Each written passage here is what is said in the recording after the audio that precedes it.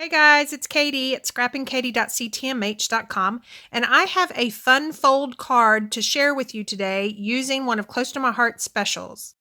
This card uses the Holiday Cheer special from Close to My Heart, which is only available right now through the end of December of 2019.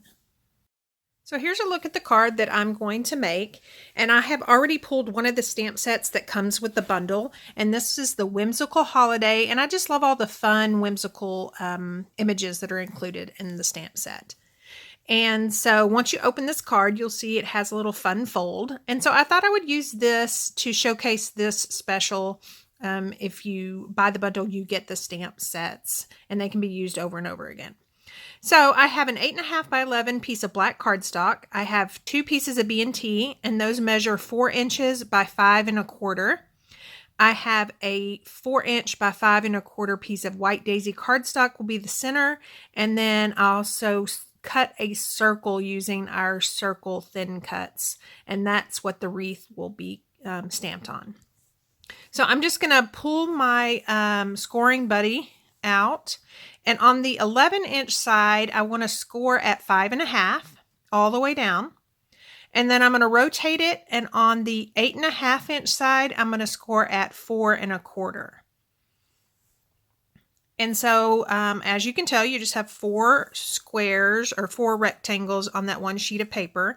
And so to make this fun fold, I am going to use my Close to My Heart ruler that has a metal edge, and then our Versamat and my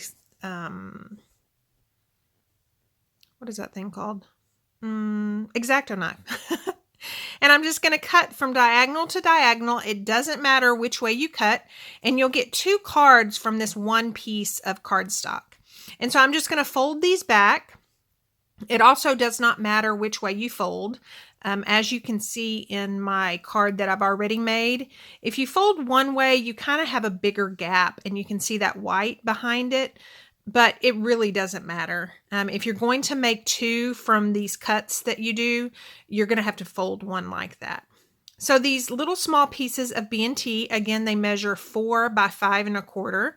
You're going to cut those on the diagonal as well, and you're going to do that to both of them. And so you'll just keep the pieces that go with that card, and then that you should be able to use those other ones on that other card base. So I'm just going to apply adhesive to both of these sides and adhere down really well.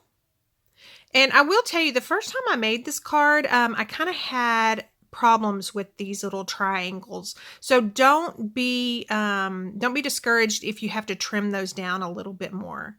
And then that white daisy piece goes on the inside with just a little tiny black border all the way around. I'm going to use that wreath, and I'm going to pull out our Clover ink, and I'm going to ink it up and stamp right on that circle right in the center. And then while I have that Clover ink out, I'm going to take this little bitty holly that I'm going to use on the inside of the card on the Santa hat, and I'm going to ink it up in Clover and stamp it on just a little scratch piece of white daisy. So for the Santa in the middle, I want to use second generation, so it's a real soft image. So I just inked that up in candy apple and then stamped it on a piece of scratch paper and then on the center. This stamp set comes with a couple of sentiments. I'm going to use the Merry and Bright, and that's just inked up in regular black ink. And then to color this, I'm going to use our new markers, and this is the dull green.